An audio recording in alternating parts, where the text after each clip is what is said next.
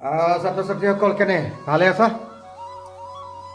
আজি ষষ্ঠ শ্ৰেণীৰ লগত কথা পাতিম আৰু ষষ্ঠ শ্ৰেণীৰ আজি অসমীয়াৰ দ্বিতীয় পাঠটো মই আগবঢ়াম তোমালোকলৈ।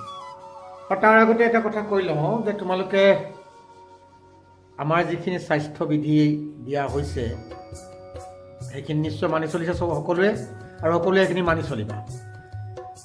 যিয়ে নহওক আমি এইকেইদিন আলোচনা কৰি আছোঁ। আমি আজি আকৌ পুনৰ আমি আলোচনা কৰিম ষষ্ঠ শ্ৰেণীৰ পাঠ নং 2। পাঠ নং 2 কি আছে? ষষ্ঠ শ্ৰেণীৰ পাঠ নং 2 এটা সাধু কথা আছে নহয়। এই সাধু কথাটো আমি সকলোৱে ভাল পাওঁ ন? সকলোৱে সাধু কথা ভাল পাওঁ। সাধু কথাত কি হয়, খুব ভাল লাগে সাধু কথাবিলাক। সাধুবিলাক গছে কথা কয়, ফুলে কথা কয়, চৰায়ে কথা কয়, হয় নহয়? ইমান সুন্দৰ সুন্দৰ কথা কয়। আৰু সাধু কথাবিলাক শুনিবলৈ ককা আইতাই আগতে সাধু কথা কৈছিল নহয়। বিভিন্ন ধৰণৰ সাধু। আমাৰ এখন সাধু কথাৰ নাম ক'ব পাৰিবানে সকলোৱে? ঢেৰ সাধু কথা আছে। আমি সকলোতকৈ জনপ্ৰিয় অসমৰ সাধু কথাখনৰ নাম কি? বুঢ়ী আই সাধু। কোনে লিখিছিল? লক্ষ্মীনাথ বেজবৰুৱা, হয় নহয়? এনেধৰণৰ। ঠিক আছে, আমি এটা সাধু আলোচনা কৰিম আজি। আৰু এই যে আমি চৰাই চিৰিকটি, জীৱ জন্তু এইবিলাকক খুব মৰম কৰিব লাগে, হয়নে? আৰু এই তোমালোকৰ যিটো সাধু এতিয়া আহিব, সেই সাধুটোতো সেই চৰাই চিৰিকটি, জীৱ জন্তু এইবিলাকক মৰম কৰিবৰ কাৰণে বা সেইবিলাকৰ প্ৰতি মানুহৰ মৰম স্নেহ থাকিব লাগিব, যে তেনেধৰণৰ কথাবিলাকক লৈ আমাৰ এই সাধু কথাটো আছে। সকলোৱে বীৰবলৰ নাম শুনিছা না? বীৰবল আছিলে আকবৰৰ ৰাজসভাৰ পাৰিখন।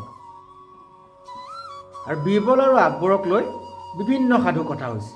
বীৰবল আৰু আকবৰক লৈ বিভিন্ন সাধু কথা হৈছে। আৰু তাৰে এটা সাধু কথা তোমালোকৰ পাঠ্যপুথিলৈ উঠি আহিলে, সেইটো হ'ল বুদ্ধিয়ক বীৰবল। এই বুদ্ধিয়ক বীৰবল যিটো সাধু কথা, বুদ্ধিয়ক বীৰবল সাধু কথাটোৰ জৰিয়তে আমাক কি বুজাবলৈ বিচাৰিছে? আচলতে আমি জীৱ জন্তুৰ প্ৰতি মৰম দয়াশীল হ'ব লাগে, সেই কথাখিনিকে বুজাবলৈ গৈছে। আমি ঠিক আছে, আমি সাধুটো আলোচনা কৰি লওঁ। সাধুটো যদি এবাৰ আমি আলোচনা কৰি লওঁ, তেতিয়া তাৰপিছত আমি কথাখিনি পাতিলে ভাল হ'ব। আমি এবাৰ সাধুটো শুনি লওঁ আহা, ব'লা।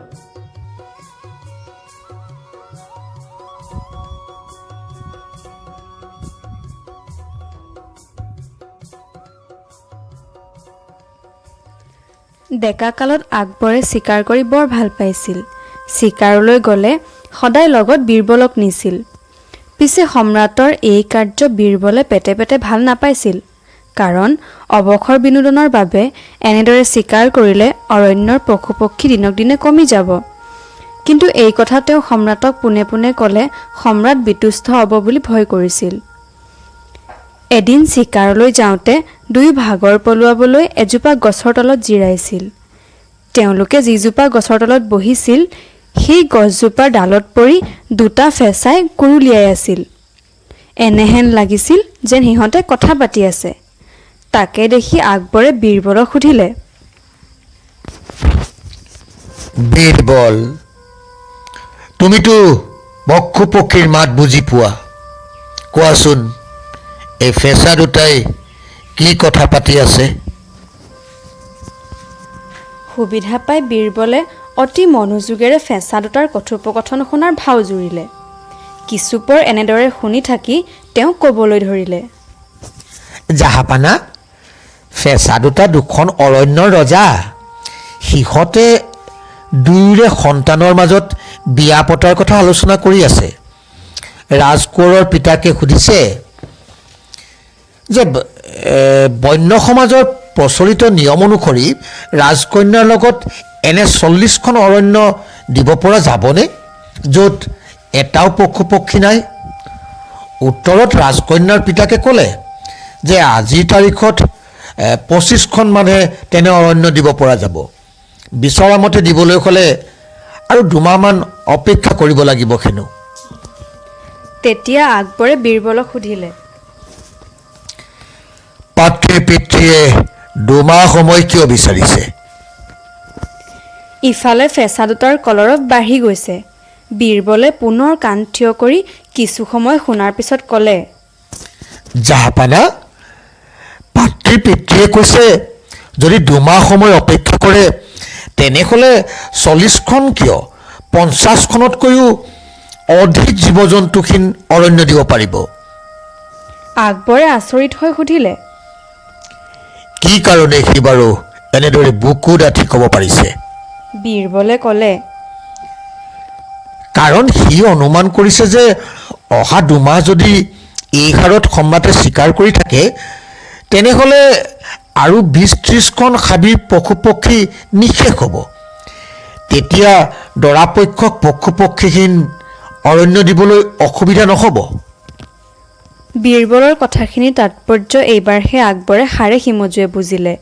তেওঁ গমি পিটি চাই উপলব্ধি কৰিলে যে চিকাৰ কৰি থাকিলে অৰণ্যত পশু পক্ষী নাথাকিব। সেয়ে বীৰবলক ক'লে, আমাৰ আজিৰ অৰণ্য ভ্ৰমণ কৰা বৰ ফলপ্ৰসূ হ'ল আৰু ভৱিষ্যতে চিকাৰ কৰাৰ হেঁপাহো মোৰ নাইকিয়া হ'ল। গতিকে ব'লা ৰাজপ্ৰসাদলৈ উভতি যাওঁ। শুনিলা নিশ্চয়। এই সাধু কথাটোত কি কৈছে যে আকবৰে চিকাৰ কৰি ভাল পাইছিল আৰু আকবৰে চিকাৰ কৰি ভাল পোৱাৰ কাৰণে তেওঁ ডেকা কালত কি হৈছিলে প্ৰায়ে চিকাৰলৈ যাব ধৰিছিল আৰু চিকাৰলৈ যাওঁতে সদায় বীৰবলক লগত লৈ গৈছিল। আৰু বীৰবলে কিন্তু সেই চিকাৰ কৰা কাৰ্যটো ভাল পোৱা নাছিল। আচলতে জীৱ জন্তু বধ কৰাটো নিজৰ আনন্দৰ কাৰণে জীৱ জন্তু বধ কৰাটো বীৰবলে ভাল পোৱা নাছিল। আৰু ভাল নোপোৱাৰ কথাটো কিন্তু তেওঁ ৰজাক ক'ব নোৱাৰে। কেলৈ ক'ব নোৱাৰে? যিহেতু ৰজাই হয়তো তেওঁৰ ওপৰত বিতুষ্ট হ'ব পাৰে, তেওঁ চাকৰিৰ পৰা উলিয়াই দিব পাৰে। সেইকাৰণে তেওঁ কথাষাৰ ক'বলৈ সাহস পোৱা নাছিল। কিন্তু বীৰবল বুদ্ধিয়ক আছিল, তেওঁ সুযোগ বিচাৰি ফুৰিছিল। আচলতে কেতিয়াবা কিবা এটা সুবিধা পালে মই কথাটো ক'ম। এই সুযোগ বিচাৰি ফুৰোঁতে এদিন কি হ'ল, এই সাধুটোৰ মতে এদিন তেওঁলোক গৈছিলে, যাওঁতে ভাগৰ লাগিলে, হাবিৰ মাজত এজোপা গছৰ তলত জিৰালে। গছজোপাত দুটা ফেঁচাই কথা পাতি ফেঁচাই কুৰুলিয়াই আছিল আৰু সেই কুৰুলিয়াই থকা ফেঁচাকেইটাৰ কি কুৰুলিয়াই আছে বা কি কৈ আছে ফেঁচাকেইটাই সেই কথাটো জানিবলৈ আকবৰে বীৰবলক বিচাৰে। বীৰবলে সেই সুবিধাকণ গ্ৰহণ কৰিয়ে গোটেই তেওঁ মনৰ কথাখিনি সেই চৰাইকেইটাৰ জৰিয়তে কৈ পেলালে। চৰাইকেইটাৰ জৰিয়তে কি কথা ক'লে, যদি ৰজাই এনেধৰণে চিকাৰ কৰি থাকিবলগীয়া হয় তেতিয়াহ'লে ৰাজ্যত থকা যিবিলাক অৰণ্য আছে অৰণ্যবিলাকত পশু পক্ষী নাইকিয়া হৈ থাকিব। আচলতে চিকাৰ কৰি আমি পক্ষীবিলাক ধ্বংস হৈ যাব, নাইকিয়া হৈ যাব। এই কথাষাৰ ৰজাক আওপকীয়াকৈ বুজাবলৈ এটা সুবিধা বীৰবলে পালে আৰু সেই কথাখিনি তেওঁ ইমান সুন্দৰকৈ আকবৰক বুজাই দিলে যে তেওঁৰ বুদ্ধিৰে, যে আকবৰে গোটেই কথাখিনি তেওঁৰ বুদ্ধিৰ যি চমক সেই চমকতেই গোটেই কথাখিনি বুজি পালে আৰু বুজি পাই তেওঁ নিজে প্ৰতিজ্ঞা কৰিলে যে তেওঁ আৰু ভৱিষ্যতে চিকাৰ নকৰে। এইটো হৈছে গোটেই কাহিনীটোৰ মূল কথা হৈছে এইটো যে জীৱ জন্তুক হত্যা কৰিব, প্ৰতিটো জীৱ জন্তুৰ প্ৰতি দয়াশীল হ'ব লাগে, জীৱ জন্তুটোক হত্যা কৰিব নালাগে। আৰু জীৱ জন্তুৰ প্ৰকৃতিৰ এটা অংগ, এটা উপাদান, গছ গছনি, জীৱ জন্তু, মানুহ, আমি সকলো মিলি প্ৰকৃতি। আৰু প্ৰতিটো বস্তুৰেই প্ৰকৃতিৰ প্ৰতিটো উপাদানৰে মূল্য আছে, প্ৰতিটো উপাদান প্ৰকৃতিৰ লগত সামঞ্জস্য আছে। সেইকাৰণে প্ৰকৃতিৰ কোনো এটা বস্তু আমি ধ্বংস কৰিব নালাগে। আমি যেনেকৈ জীৱ থকা চৰাইজনীৰো জীৱ আছে, আমাৰ যেনেকৈ জীৱ আছে প্ৰতিটো জীৱ জন্তুৰ জীৱ আছে, প্ৰতিটো জীৱ জন্তুৰ দুখ আছে, অনুভূতি আছে, মৃত্যু আছে, এই গোটেই বস্তুবিলাক আছে। সেইকাৰণে আমি সকলোৰ প্ৰতি দয়াশীল আৰু সকলোৰে প্ৰতি মৰমীয়াল হ'ব লাগে।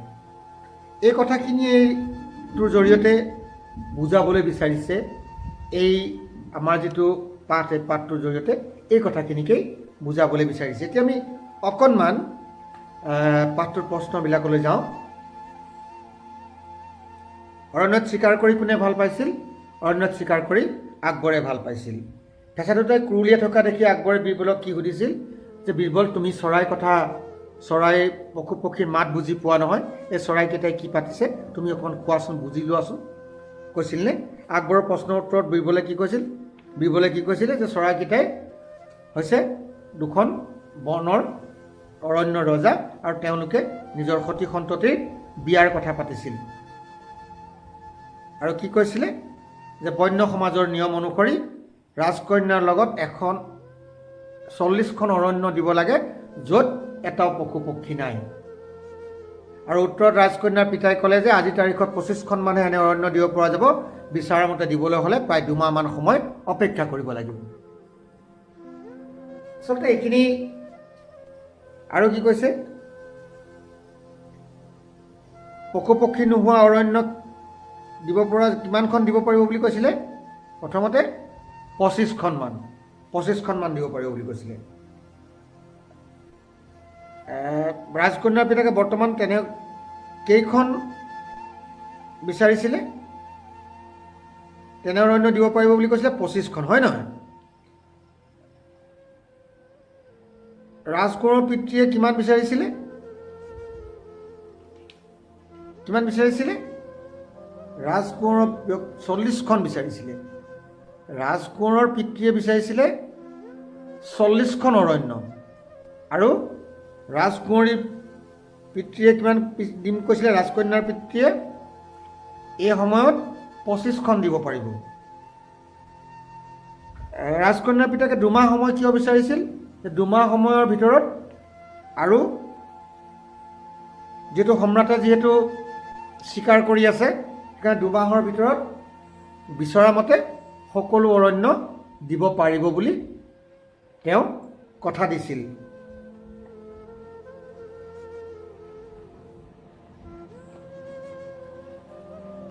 আৰু কি ক'লে? অৰণ্যত চিকাৰ কৰি থাকিলে পশু পক্ষী নিশেষ যাব বুলি কোনে কৈছিল?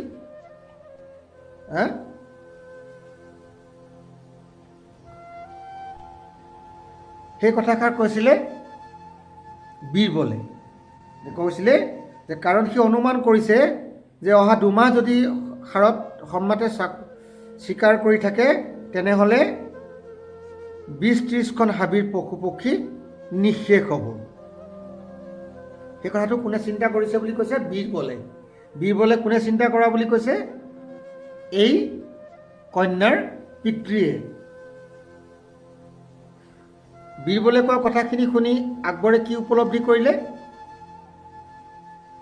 আকবৰে উপলব্ধি কৰিলে যে এই যে তেওঁ যে চিকাৰ কৰিছে, চিকাৰ কৰাৰ পিছত অৰণ্যসমূহত পশু পক্ষী নাইকিয়া হৈ গৈছে, এই কথাটো তেওঁ কি কৰিছে? উপলব্ধি কৰিলে। জীৱ হত্যা কৰিব নালাগে আৰু চিকাৰটো বেয়া কাৰ্য বুলি তেওঁ উপলব্ধি কৰিলে। আকবৰে শেষত বীৰবলক কি ক'লে? কি কৈছিলে? যে ক'লে যে আমাৰ আজিৰ অৰণ্য ভ্ৰমণ বৰ ফলপ্ৰসূ হ'ল। ভৱিষ্যতে চিকাৰ কৰাৰ হেঁপাহ মোৰ নাইকিয়া হ'ল, গতিকে ব'লা ৰাজপ্ৰসাদলৈ উভতি যাওঁ। এইকেইটাই হ'ল ইয়াৰ প্ৰশ্ন উত্তৰ। আৰু দলত আলোচনা কৰি উত্তৰ লিখা কৈছে, আকবৰে কোৱাৰ দৰে বীৰবলে প্ৰকৃততে পশু পক্ষী মাত বুজি পাইছিলনে? নাই পোৱা। সেইটো এটা বুদ্ধি আছিল। যদি বুজি পোৱা নাছিল তেনেহ'লে কিয় ভাও জুৰিছিল? তেওঁ এই কথাটো বুজাব বিচাৰিছিল যে চিকাৰৰ জৰিয়তে যিবিলাক পশু পক্ষী হত্যা কৰাটো এটা বেয়া কাৰ্য, আৰু সেই কথাটো তেওঁ বুজাব ইভাগে পোনপটীয়াকৈ ৰজাক ক'ব পৰা নাছিল, আৰু নথকাৰ কাৰণে তেওঁ সেই বুদ্ধি জুৰি, সেই ভাও জুৰি তেওঁ ৰজাক সেই কথাখিনি কৈছিল। উপস্থিত বুদ্ধিৰে বীৰবলে উদ্দেশ্য সাধন কৰিব পাৰিলেনে? পাৰিলে। কোনে কাক কিয় কৈছিল? কি কাৰণে সি বাৰু তেনেদৰে বুকু ৰাতি ক'ব পাৰিছে? কোনে কৈছিলে এই কথাষাৰ?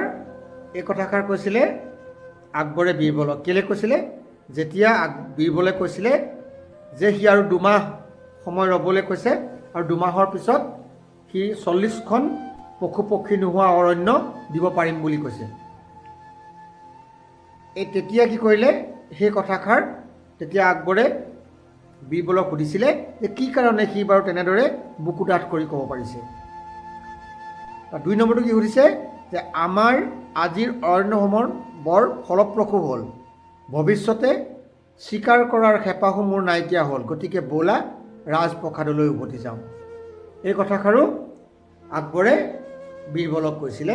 আৰু বীৰবলে যেতিয়া গোটেই কথাটো বুদ্ধিৰে বুজাই দিলে যে জীৱ হত্যাটো মহাপাপ আৰু চিকাৰৰ ফলত যিবিলাক পশু পক্ষী হত্যা কৰা হৈছে এইখিনিয়ে কি কৰিব, গোটেই অৰণ্যসমূহ পশু পক্ষীহীন কৰি পেলাব। সেই কথাষাৰ বুজাই পেলোৱাৰ পাছত তেতিয়া আকবৰে গোটেই কথাখিনি বুজি পাইছিলে আৰু বুজি পোৱাৰ পাছত এই কথাষাৰ কৈছিলে যে আমাৰ আজিৰ অৰণ্য ভ্ৰমণ বৰ ফলপ্ৰসূ হ'ল আৰু ভৱিষ্যতে চিকাৰ কৰাৰ হেঁপাহো মোৰ নাইকিয়া হ'ল, গতিকে ব'লা ৰাজপ্ৰসাদলৈ উভতি যাওঁ। মই এইখিনি কৈয়ে তোমালোকক মই আজিৰ পাঠটো সামৰিছোঁ। ইয়াৰ পিছত কিছুমান ব্যাকৰণৰ কথা আছে, ব্যাকৰণৰ কথাবিলাক তোমালোকে কৰিব পাৰিবা। আৰু এই সাধুটো 2-3 বাৰ পঢ়িলে গোটেই কথাখিনি বুজি পাবা। ঠিক আছে, আজিলৈ মই ইমানতে তোমালোকৰ পৰা বিদায় লৈছোঁ। PNB চাবা, ছাবস্ক্ৰাইব কৰিবা, লাইক কৰিবা, আৰু যদি ভিডিঅ'টো পাঠটো ভাল লাগিছে তোমালোকৰ বন্ধুবৰ্গলৈ শ্বেয়াৰ কৰিবা।